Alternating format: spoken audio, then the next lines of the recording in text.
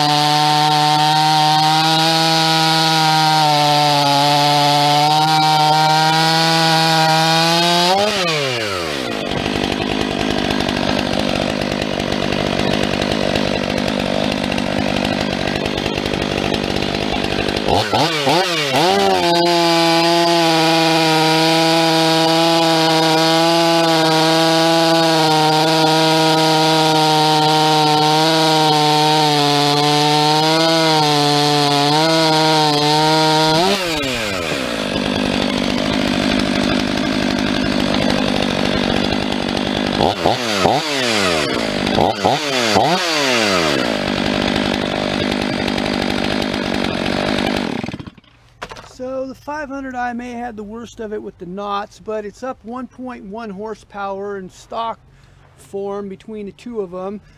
The 572 comes in at 5.7, 6.8. I think we talked about the weights in the last video. It being this saw is a pound heavier when it's sans gas and oil essentially, and it's about a pound heavier. It's like 1.1 or so when it's fully fueled. So it ranged a little bit on my quote-unquote hand-me-down bathroom scales that are not weights and measures accurate, but I got between a pound and 1 2/10 differential in weight between when they were both empty, essentially both tanks being empty and both tanks being full. 17.8 pounds for this little turkey. So it's actually physically longer than the 500i. We kind of looked at that. It's a little wider, it's a little taller. I think the handlebars are a little bit bigger around even. They do have like the best pistol grip going on though with the cushiness there. I'm gonna have to admit that. I'm really glad that they redesigned the pistol grip area from like the 2 series kind of square. They work fine if you're a Sasquatch type size of guy anyway, but most of the log cutters I know aren't like super big guys. They're kind of medium size or whatever. And anyway, my personal preference, I like the pistol grip on the new Husqvarna is better. although they redesigned the grip on the 500i's a little bit as well. All right, so we're going to bar change off camera, get the 572 warmed up. Alrighty, 572 queued up. I know we're getting kind of short in the day here. Hopefully it's going to come through.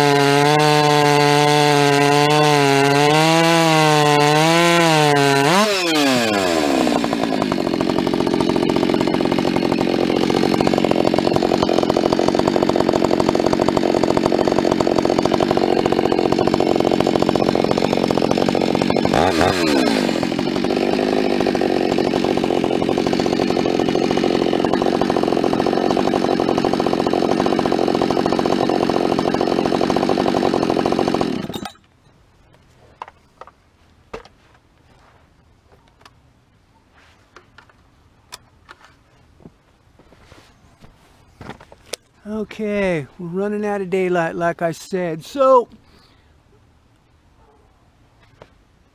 we're definitely able to pull a lot harder on the handlebars. Well, push harder, apply more pressure on the upstroke with the 572 now than we were before.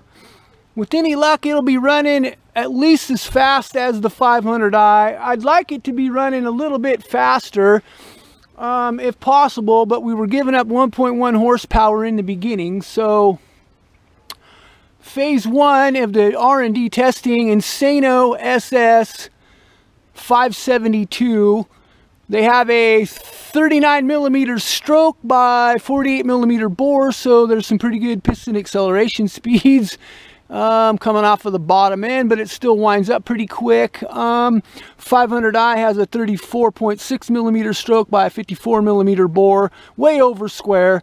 Also winds up really quick, but it has decent low end power. I'm going to attribute a lot of that to the concept of the fuel injection.